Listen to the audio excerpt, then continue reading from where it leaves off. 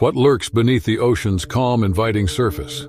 Imagine a serene beach day suddenly shattered by a great white shark's deadly attack, or a quiet river turning into a scene of terror as a bull shark strikes. Picture divers trapped in a shadowy underwater cave by a colossal octopus, fighting for their lives. How do they survive these heart-stopping encounters with nature's most fearsome predators? Each gripping story is a battle for survival, where the line between life and death is razor-thin. Join us to uncover 6 incredible tales of survival against the ocean's deadliest creatures. On July 5, 2024, Muizenberg Beach in Cape Town, South Africa, was alive with vibrant energy. The sun blazed in a clear sky, and gentle waves beckoned families and friends for a day of relaxation by the sea. The Williams family, visiting from Johannesburg, were drawn to the beach's charm. John and Mary Williams and their 2 young children eagerly anticipated this trip. They were lured by Muizenberg's reputation for safe waters and stunning scenery, the perfect family getaway. Nearby, a group of Cape Town teenagers were reveling in the surf. Jason, a confident 17-year-old, led his best friends Liam and Sarah in friendly competitions, testing their swimming prowess.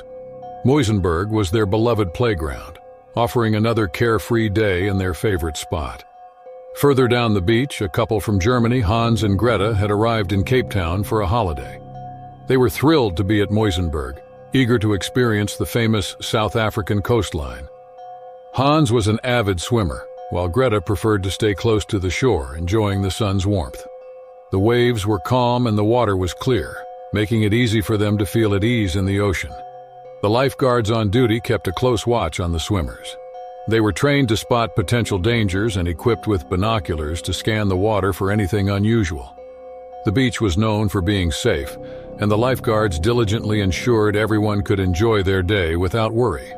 As the day progressed, more people arrived at the beach, filling it with laughter and joy. Children built sand castles, surfers caught waves further out, and families relaxed on the sand. The atmosphere was peaceful and happy, with everyone enjoying the beautiful day. However, beneath the surface, a silent threat was approaching. The waters off the coast of South Africa are home to great white sharks, powerful predators that occasionally come close to shore. Most beachgoers knew this fact, but the thought of an actual encounter seemed distant and unlikely on such a sunny day. Unbeknownst to the swimmers, a massive great white shark was moving through the shallows, its movements slow and deliberate. Drawn by the activity in the water, the shark began to circle closer to the beach, its presence unnoticed by those enjoying their time in the ocean. As the shark approached the shore, the swimmers remained unaware of the danger lurking nearby. Mary Williams was still watching their children splash in the gentle waves, while Jason, Liam, and Sarah swam further out, daring each other to go deeper. Enjoying the water, Hans had ventured out a bit further than Greta, who was content to stay closer to the beach. Then, without warning, the great white shark struck. The predator, driven by instinct, attacked with terrifying speed and force, targeting the nearest swimmers. The peaceful day turned into a nightmare as screams filled the air, and the water around the victims turned red. Jason, Hans, and John were the first to be attacked. Their desperate attempts to escape were no match for the shark's power. Panic quickly spread across the beach as people realized what was happening. The lifeguards, trained for emergencies, immediately sprang into action, but the shark's attack had already begun, leaving the beachgoers in shock and fear. The beach erupted into chaos as the reality of the shark attack set in. Lifeguards whistled and shouted for everyone to get out of the water. People scrambled towards the shore, some pulling loved ones along, while others were frozen in shock. The once peaceful Muizenberg Beach was now a scene of panic and terror. John Williams, who had been swimming close to his children, was the first to be attacked. The shark's powerful jaws clamped down on him, pulling him under the water. His wife, Mary, screamed as she saw the horrific sight, rushing toward the water's edge, but it was too late. The lifeguards reached the spot within moments, but John was gone, leaving only a trail of blood in the water. Not far from where John was attacked, Jason and his friends were still out in the deeper water. Jason had been showing off his swimming skills when the shark struck him next. The predator's force was overwhelming, and Jason could not escape. His friends, Liam and Sarah, were only a few feet away, and they watched in horror as their friend was pulled under. The lifeguards, battling the waves in their fear, reached the teenagers, pulling Liam and Sarah to safety, but they could do nothing for Jason. Meanwhile, Hans, enjoying the water further down the beach, became the shark's third victim. Still near the shore, Greta saw the commotion and frantically searched for her husband. When she spotted him struggling in the water, she realized with a sinking heart what was happening. The shark attacked Hans with the same brutal efficiency, terrifying Greta on the shore. The lifeguards continued their desperate efforts, bringing as many people safely as possible. They signaled for boats to come closer, hoping to keep the remaining swimmers out of the water. The shark, however, showed no signs of retreating. Its aggressive behavior left the rescuers in a race against time. The water around the victims was now stained with blood, a stark reminder of the predator's lethal power. On the beach, Mary clutched her children, trying to shield them from the horror unfolding before their eyes. Nearby, Liam and Sarah were pulled ashore by the lifeguards, their faces pale with shock. Greta, sobbing uncontrollably, was comforted by fellow beachgoers, though nothing could ease the pain of losing her husband so suddenly and violently. As the last swimmers were brought to safety, authorities arrived and quickly closed the beach, putting up barriers and warning signs to keep others away. Emergency services tended to the injured while police began interviewing witnesses and gathering details of the attack. News of the incident spread quickly, and soon reporters and media crews swarmed Muizenberg Beach, all eager to cover the tragedy. In the days that followed, the community of Muizenberg was left in a state of shock. The loss of life was devastating, and the beach, once a popular destination for locals and tourists, now felt tainted by the tragedy. Debates quickly arose among residents and experts about what should be done to prevent future attacks. Some argued for more aggressive safety measures, like shark nets or increased patrols, while others emphasized the importance of understanding shark behavior and the need for conservation efforts. The authorities searched to track down the rogue shark, hoping to prevent further attacks. Meanwhile, the families of the victims were left to grieve their losses, their lives forever changed by the events of that day. The memory of the attack would linger in the minds of those who had been at Muizenberg Beach, a reminder of the ocean's unpredictable nature and the delicate balance between humans and the wild. On January 15, 2024, the small town of Tully in Queensland, Australia, celebrated its annual summer carnival by the Tully River. This cherished tradition brought locals together for a day of food, music, and games, with the river's refreshing waters offering a perfect escape from the heat. This year, the carnival attracted an even larger crowd, with families from nearby towns joining in the festivities. Among the visitors were the Carters from Brisbane. Michael, Sarah, and their 10-year-old daughter Amelia had eagerly anticipated this trip, excited to experience the famed Tully River and its lively celebration. Excited by the prospect of swimming in the river, Amelia had begged her parents for days to let her join the other children in the water. Finally, after setting up their picnic spot on the grassy banks, her parents agreed. The river was bustling with activity. Children splashed in the shallows while adults waded in to cool off from the intense summer heat. Inflatable tubes and rafts dotted the water, and the air was filled with laughter and music from a nearby stage. The carnival was in full swing, with everyone enjoying the perfect summer day. Unbeknownst to the crowd, however, danger lurked beneath the surface. A giant bull shark had made its way upstream, following the scent of fish from the warm current. Bull sharks, known for their aggressive nature and ability to survive in salt and freshwater, were not typically found this far inland. Yet, drawn by the abundance of potential prey, this one had ventured into the river, its presence hidden by the murky water. The first sign of trouble came when a local fisherman named Dave, casting his line from a small boat further upstream, noticed something large and dark moving in the water. At first he dismissed it as a log or debris, but as it moved closer, he realized with growing alarm that it was a shark. Dave immediately began paddling toward the shore, shouting a warning as loud as he could, but his voice was lost in the noise of the carnival. Back at the riverbank, Amelia had just joined a group of children playing with an inflatable ball. They were giggling and tossing the ball back and forth, unaware of the danger approaching.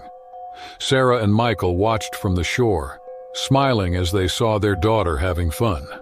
The river, which had seemed so inviting moments before, was about to become a scene of terror. Without warning, the bull shark struck. It breached the surface near the children, its mighty jaws closing around the nearest swimmer. Panic erupted as the water turned red, and the children's screams echoed across the river. Sarah and Michael, frozen in shock, could only watch as chaos unfolded before them. Lifeguards nearby reacted instantly, blowing whistles and rushing into the water to save as many as possible. The shark, however, continued its assault, attacking with a speed and ferocity that left little time for rescue. The once festive atmosphere of the carnival turned to horror as people scrambled to pull their loved ones from the water. In the chaos, Amelia was swept away from the group, her slight figure disappearing amidst the thrashing water. Michael and Sarah, desperate to find their daughter, screamed her name as they searched the riverbank, but she was nowhere to be seen.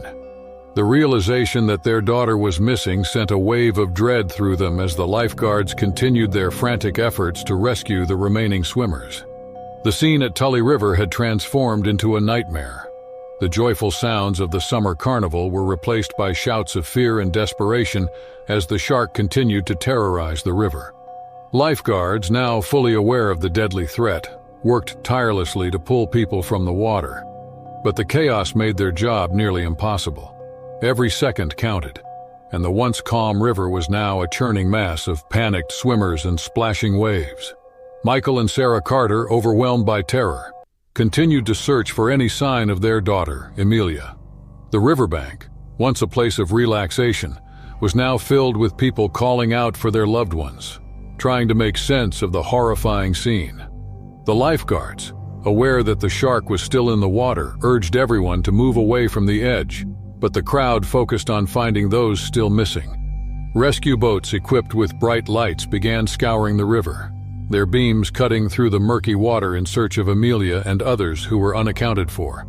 Divers were quickly deployed, their training allowing them to search beneath the surface where the visibility was poor. The tension in the air was palpable as everyone on the shore waited, hoping for any sign of the missing. As the search continued, minutes felt like hours. The rescue team, guided by the lifeguards, methodically combed through the area where the shark had first attacked. Finally, one of the divers signaled, and a moment later they surfaced, bringing a small, unconscious figure with them. It was Amelia. The crowd fell silent as the rescue team quickly brought her to shore. Michael and Sarah rushed to their daughter's side, their faces etched with fear and hope. The lifeguards immediately began administering first aid, checking for signs of life. After what felt like an eternity, Amelia coughed, water spewing from her mouth. Relief washed over her parents as they held her close, tears streaming down their faces. Amelia was alive, but she had suffered severe injuries from the attack. Meanwhile, responding to the crisis, the authorities arrived at the scene in force. They cordoned off the area, ensuring no one else could enter the water. Medical personnel treated the injured, some severely wounded by the shark's attacks. The river, now a place of tragedy, was closed indefinitely as experts began investigating how such a large predator had made it so far upstream. In the days that followed, the town of Tully was gripped by shock and grief. Amelia, recovering in the hospital, symbolizes the town's resilience. The local government initiated a comprehensive review of water safety measures in response to the tragedy. Shark experts were brought in to study the river, and drones were deployed to monitor the waters for any signs of the bull shark. The goal was to capture and relocate the predator, but its presence had already left a lasting impact on the community. The summer carnival, once a cherished tradition, was marred by the memory of the attack. The residents of Tully, though strong, were forever changed by the events of that day. The attack served as a stark reminder of the unpredictable dangers that lurk in nature, even in places that seem safe. On February 7, 2024, marine biologists gathered in the icy waters off the Antarctic Peninsula, one of Earth's coldest and most remote regions. This international team aimed to study seals' behavior and adaptations to the harsh environment. Their research focused on understanding how these resilient animals thrive in a rugged landscape. Among the team was Emily Carter, a passionate and experienced researcher from New Zealand. With years of studying marine life, exploring Antarctica had always been a dream for Emily, and she was thrilled to be part of this groundbreaking expedition. She was fascinated by the creatures that lived in these frozen waters, especially the seals that thrived despite the freezing temperatures. Emily was known for her enthusiasm and commitment to her work, often spending long hours in the field to gather data and observe the animals in their natural habitat. The team had set up camp near a large colony of seals. The seals were well adapted to the cold, with thick layers of fat to keep them warm. They were also excellent swimmers, able to navigate the icy waters easily. The biologists used a small research vessel to move closer to the seals, observing their behaviors and recording their findings. Studying these animals up close in such a remote and pristine environment was a rare opportunity. The waters around the Antarctic Peninsula were home to seals and a variety of other wildlife, including penguins and different species of whales. However, the leopard seal was one of the most formidable predators in the area. These seals were known for their powerful jaws and aggressive behavior, especially when they felt their territory was being threatened. Leopard seals were at the top of the food chain in these waters, and the researchers were aware of the risks involved in getting too close to them. On this particular day, the weather was clear, but the cold was intense. The team was busy collecting data, using their cameras and other equipment to document the seal colony. Emily, as always, was eager to get the best possible observations. She moved closer to the ice's edge, where a group of seals rested. Her focus was on recording the seals' behavior, noting how they interacted with each other and how they responded to the researchers' presence. As Emily edged closer, she didn't notice a large leopard seal lurking nearby. Hidden just below the water's surface, the seal oversaw her movements. To the leopard seal, Emily was an intruder in its territory. The biologists had seen leopard seals before but were always cautious to keep a safe distance. This time, however, Emily had unknowingly ventured too close. Without warning, the leopard seal launched itself out of the water, targeting Emily with astonishing speed. Its powerful jaws clamped down on her leg, pulling her toward the icy water. The sudden attack caught everyone off guard, and panic set in as the reality of the danger became clear. Emily's colleagues immediately sprang into action, knowing that every second counted. They had to act quickly to save her from the leopard seal's deadly grip and get her back to the safety of their research vessel. The marine biologists acted urgently as they saw Emily being dragged toward the frigid water by the robust leopard seal. The icy winds of the Antarctic Peninsula bit at their faces, but they ignored the cold, focusing entirely on saving their colleague. The situation was dire, and they knew they had only moments to free Emily from the grip of the dangerous predator. One of the researchers quickly grabbed a long metal pole from the research vessel. This pole was part of their equipment for collecting ice samples. With steady hands, the researcher extended the pole toward the seal, hoping to create enough distance between Emily and the animal. The leopard seal, however, was not easily deterred. It tightened its grip on Emily's leg, pulling her closer to the ice's edge. The other team members rushed to help, using anything they could find to fend off the seal. They knew they had to be careful not to injure Emily. The icy water beneath them was unforgiving, and time was running out. The leopard seal's strength was incredible, and the team struggled to break its hold on Emily. Finally, with a concerted effort, they managed to push the seal back just enough to loosen its grip. Emily, though in shock and pain, was quickly pulled away from the water's edge. The team wasted no time lifting her onto the research vessel, careful not to aggravate her injury. Although severely injured, her leg was free from the seal's mighty jaws. The team immediately focused on her injury once Emily was safely aboard the vessel. They had basic medical supplies on hand, and they worked quickly to stop the bleeding and stabilize her leg. The cold was intense, and they knew that getting her warm and to medical help as soon as possible was critical. The research vessel, though small, was equipped with a radio, and they sent out an urgent call for assistance. The team navigated the icy waters back toward their base camp, every second feeling like an eternity. The landscape around them was stark and white, with towering icebergs and the endless stretch of the Antarctic wilderness. The isolation of their location was never more apparent than at that moment as they sped through the cold, hoping to reach help in time. Back at the base camp, a giant ship was waiting, ready to take Emily to the nearest medical facility. The journey to safety was still long, but the team remained focused, doing everything they could to keep Emily stable and comfortable. They knew that their quick actions had saved her life, but the ordeal was far from over. As the ship went through the icy waters, the team reflected on the unpredictability of working in such a remote and dangerous environment. The Antarctic Peninsula, with its stunning beauty and harsh conditions, had shown them just how fragile life could be.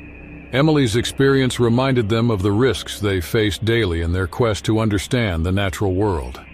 The leopard seal had retreated into the water, disappearing as quickly as it had appeared.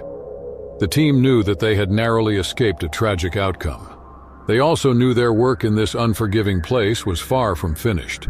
But for now, they focused on getting Emily the help she needed and ensuring that such a close call would never happen again. As they reached the safety of the giant ship, the team breathed a sigh of relief. Emily was in good hands. They knew she would receive the best possible care. The Antarctic wilderness remained wild and untamed, where nature's power was always present, and the line between life and death could be as thin as the ice beneath their feet. On July 1st, 2024, a diverse group of tourists gathered on the pristine shores of the Blue Lagoon off the coast of Bora Bora in French Polynesia. Renowned for its crystal-clear waters and vibrant marine life, the lagoon was a top destination for travelers seeking to experience ocean wonders. Among the visitors were a family from the United States, a honeymooning couple from Japan, and Mark, an adventurous solo traveler from Australia. The day was ideal for snorkeling. The sun cast a golden glow over the lagoon, and the water was invitingly warm. Excitement buzzed as their experienced tour guide Tiare briefed them on the day's adventure. With masks, snorkels, and fins in place, the group eagerly plunged into the lagoon, instantly captivated by the vibrant coral reefs and the colorful schools of fish darting around them. The lagoon was like an underwater paradise, with every turn revealing a new wonder. Mark, who had always been fascinated by marine life, swam a bit ahead of the group, eager to capture the beauty on his underwater camera. The group moved slowly, following Tiare as she pointed out different species of fish and coral, and explained how they thrived in this unique ecosystem. She also reminded the group to stay close and avoid touching the coral, which was fragile and vital to the lagoon's health. The tourists were careful, their excitement tempered by the guide's words. As they ventured deeper into the lagoon, the group encountered a giant stingray gliding gracefully along the sandy bottom. The stingray was magnificent, its broad wings moving rhythmically as it danced through the water. Tiare warned the group to maintain a respectful distance. Mark, however, was so focused on getting a perfect shot of the stingray that he inadvertently drifted too close. Sensing the encroachment, the stingray began to show signs of agitation. It started to move more erratically, its tail flicking back and forth in warning. Tiare noticed this behavior change and immediately signaled Mark to back away, but it was too late. In a flash, the stingray lashed out. Its venomous barb struck Mark on his side, delivering a powerful and painful sting. The attack was sudden, and Mark's face contorted in pain as the venom began to take effect. The water around him churned as he instinctively tried to swim back to the group, but the pain was overwhelming, and he struggled to stay afloat. The serene atmosphere of the lagoon was shattered as the other tourists realized what had happened. Panic rippled through the group, but Tiare remained calm.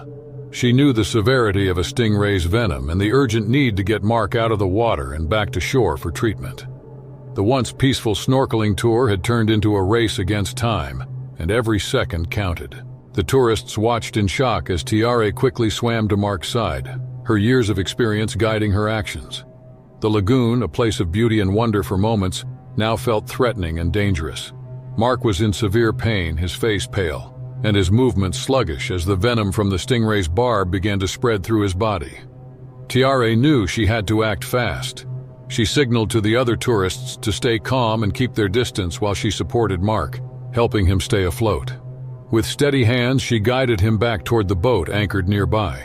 The rest of the group, shaken by the sudden events, followed closely, understanding the situation's urgency. As they reached the boat, the atmosphere was tense. The once excited tourists were now silent, focusing on Mark's condition. Tiare, with the help of a few others, carefully lifted Mark out of the water and onto the deck. The wound on his side was deep and the venom was causing severe pain. But Tiare remained composed. She immediately began administering first aid, applying pressure to the wound to slow the bleeding, and attempting to neutralize the venom's effects. The boat's crew, well trained for emergencies, worked alongside Tiare. They handed her a medical kit and quickly radioed ahead to the medical team on Bora Bora, alerting them to the situation. Tiare continued to care for Mark, her hands moving with practiced precision as she did everything she could to stabilize him. The boat's engine roared to life as they sped back to shore, cutting through the turquoise waters at full speed. The tourists huddled together, their earlier excitement replaced by concern and fear. They could see the pain etched on Mark's face, and they silently prayed that he would make it through. As the boat approached the dock, the medical team was already waiting. The small clinic on Bora Bora was prepared to handle emergencies like this, but every minute counted. The crew quickly transferred Mark onto a stretcher, and the medical team rushed him to the clinic for further treatment. Tiare stayed behind, ensuring that the rest of the group was safe and accounted for, her thoughts still with Mark as he was taken away. The tourists, now back on solid ground, were visibly shaken by the incident. They had come to the lagoon expecting adventure and beauty, but they were leaving with a deep respect for the unpredictable dangers of the ocean. In the following days, news of the incident spread across Bora Bora. The stingray's attack served as a stark reminder to locals and tourists of the delicate balance that must be maintained when exploring the ocean. The island's tourism board issued guidelines to all snorkeling and diving tours, stressing the importance of maintaining a safe distance from marine animals and ensuring that visitors were fully aware of the risks. Mark's condition, though critical, stabilized after several days of treatment. The quick actions of Tiare and the medical team saved his life, but the experience left a lasting impact on him and everyone involved. The incident became a topic of discussion among the local community and visitors alike, fostering a greater awareness of the need to respect the ocean and its inhabitants. On March 18, 2024, a father and his young son embarked on a long-awaited fishing trip off the coast of Key West, Florida. The vibrant waters around Key West are a haven for fishing enthusiasts and are known for their abundant marine life. Michael Parker had been planning this trip for weeks, eager to bond with his 10-year-old son, Jack. The day promised excitement and quality time as they anticipated reeling in big catches and enjoying the ocean's beauty. The morning was perfect, with clear skies and a gentle breeze. The sun shimmered on the water's surface as Michael steered their small fishing boat out of the harbor. Both were thrilled, imagining the big fish they might catch that day. Jack was incredibly excited. It was one of his first authentic fishing trips.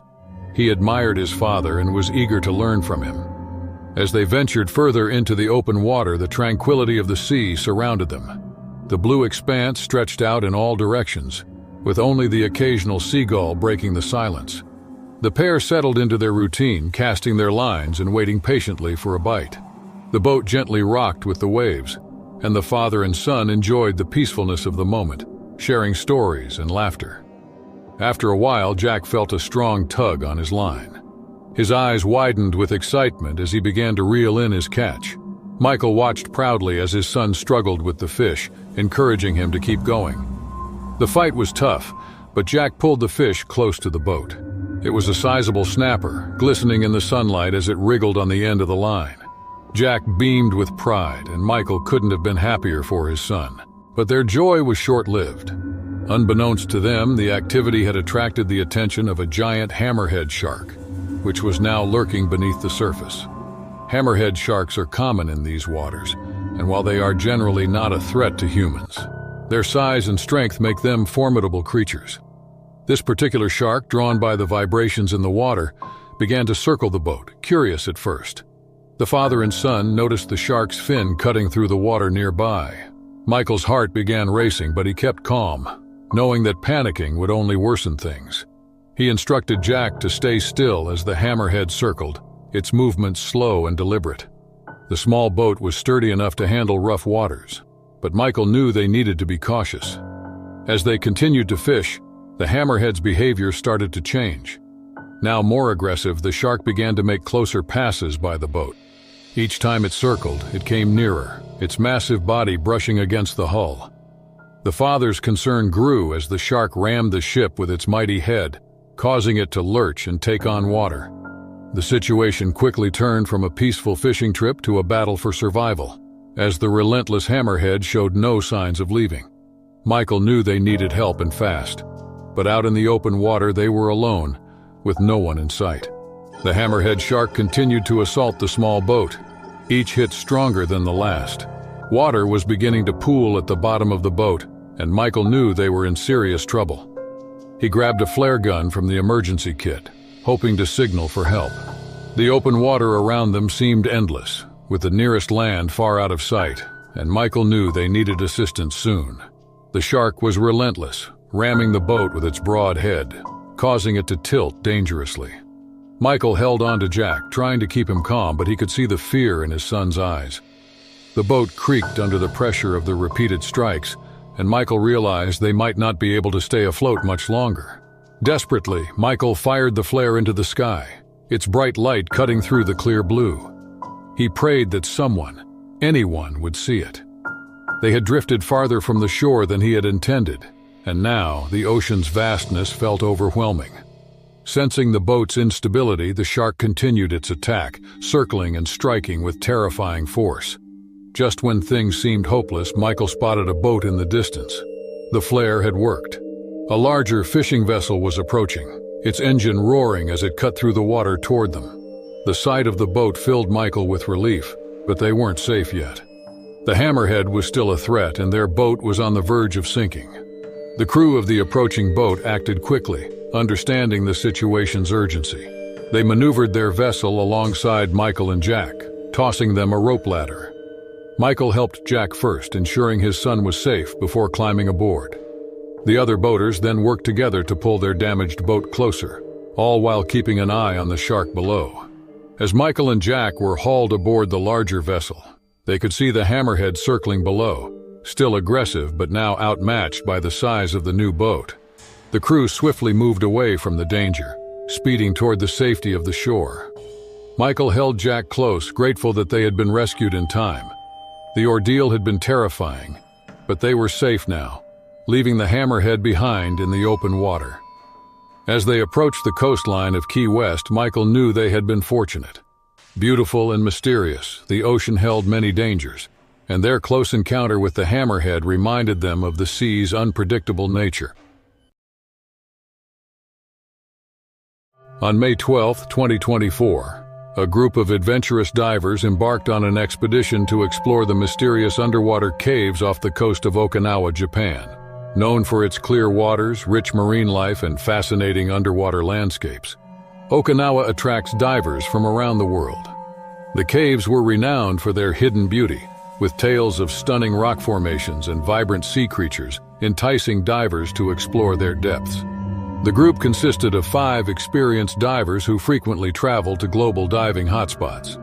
Among them was Sarah Thompson, an Australian marine biologist captivated by the ocean's secrets. She was joined by Tom and Lisa, a Canadian couple and longtime diving partners, and Mark and Jenny, 2 friends from the United States who shared a passion for underwater photography. United by their love for the ocean, the group was eager to explore its uncharted territories. The day was perfect for diving, with calm seas and clear skies. The divers were excited as they prepared their gear, checked their oxygen tanks, and adjusted their masks. They had heard about the underwater caves from local fishermen, who spoke of their beauty but warned of the dangers. The caves were known to be a labyrinth of tunnels, with narrow passages and deep chambers that could easily disorient even the most skilled divers. Undeterred by the risks, the group entered the water, their movements fluid and practiced. The ocean around Okinawa was teeming with life, and as they descended, they were greeted by schools of colorful fish darting between the coral reefs. The entrance to the cave system was a large, dark opening on the ocean floor, surrounded by an eerie stillness that contrasted with the lively reef outside. The divers entered the cave, their underwater lights cutting through the darkness. Inside, the cave walls were adorned with intricate rock formations, and small sea creatures clung to the surfaces, adding to the sense of wonder. The divers communicated with hand signals, pointing out the unique sights as they ventured deeper into the labyrinth. As they navigated the winding tunnels, the group remained close together, aware of the importance of sticking to the planned route. The caves were more complex than anticipated, with narrow passages that twisted and turned, making it easy to lose one's bearings. The deeper they went, the more the natural light from the entrance faded, replaced by the soft glow of their dive lights. After hours of exploration, they reached a large chamber, a cavernous space deep within the cave system. The chamber was breathtaking, with massive stalactites hanging from the ceiling and strange alien-like creatures moving slowly in the shadows. But as they marveled at the beauty around them, something stirred in the darkness. A colossal octopus, disturbed by the divers' presence, emerged from an aperture in the cave wall. Its large eyes reflected the light, and its long, powerful tentacles began to unfurl, spreading out to block the divers' path. The octopus was enormous, far more significant than any they had encountered before, and its movements were deliberate and intimidating. The divers realized too late that they had ventured too far into the octopus's territory. Feeling threatened by the intrusion, the creature could not let them leave quickly. As the octopus advanced, the divers found themselves trapped, with no apparent way out, and their air supplies slowly dwindling. The once thrilling adventure had now turned into a desperate fight for survival. The divers were now fully aware of their grave danger. The colossal octopus had positioned itself between them and the only exit from the cave, its powerful tentacles blocking any chance of escape. The creature's massive body filled the chamber, and its large, unblinking eyes watched the divers' every move. The once breathtaking cave now felt like a prison, with the walls closing in as the divers struggled to remain calm. The group knew they had to act quickly. Their air supplies were limited, and the longer they stayed, the greater the risk of running out of oxygen. Each diver assessed the situation, communicating through hand signals as they tried to devise a plan. They understood that the octopus was intelligent, and attempting to force their way past could provoke an even more aggressive response. The cave was too narrow to outmaneuver the creature, and sudden movements could trigger an attack. Marine biologist Sarah remembered that octopuses were known for their problem-solving abilities. She signaled to the others, suggesting they distract the octopus with a bright light. The divers quickly switched their dive lights to full intensity, aiming them directly at the octopus. The sudden brightness startled the creature, and it recoiled slightly, its tentacles moving away from the exit. Seizing the opportunity, the divers moved cautiously toward the exit, staying close together. Though momentarily disoriented, the octopus quickly recovered and started to advance again. The divers knew they had only seconds to get past the creature. They pushed forward with all their strength, slipping through the narrow gap between the octopus's tentacles and the cave wall. Once past the octopus, the divers swam as fast as they could through the winding tunnels, their hearts pounding with fear. The octopus, now behind them, did not give chase, but the danger was not yet over. They still had to navigate the complex cave system and return to the open water before their air supplies ran out. The tunnels seemed to stretch forever, but the group kept moving, driven by the need to survive. Finally, they saw the faint light of the cave entrance in the distance. They swam toward it with renewed energy, each breath feeling more precious than the last. Emerging into the open water was a moment of pure relief. The sunlight filtering through the water signaled their return to safety. As they ascended to the surface, the divers were exhausted, but grateful to have escaped the cave and the colossal octopus. The experience had tested their skills and teamwork in ways they had never imagined, leaving them with a deep respect for the ocean and its powerful, mysterious inhabitants.